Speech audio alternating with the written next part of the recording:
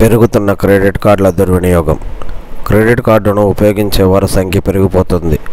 అలాగే క్రెడిట్ కార్డులను విచ్చలవిడిగా వాడేసి ఆ మొత్తాలను తిరిగి చెల్లించకుండా ఎగవేసే వారి సంఖ్య కూడా బాగా పెరుగుతుంది.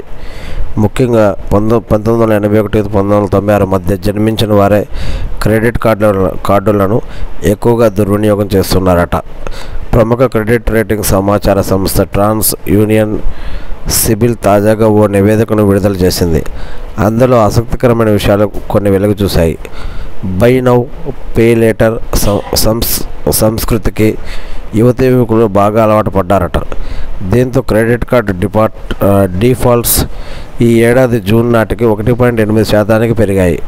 క్రెడిట్ కార్డు బకాయిలు ఈ జూన్ వరకు 2.7 లక్షల కోట్లుగా ఉన్నాయి. 2019 మార్చిలో మొత్తం బకాయిలు 87,686 కోట్లు ఉండగా ఈ 5 ఏళ్లలో బకాయిలు మూడింతలు పెరిగాయి.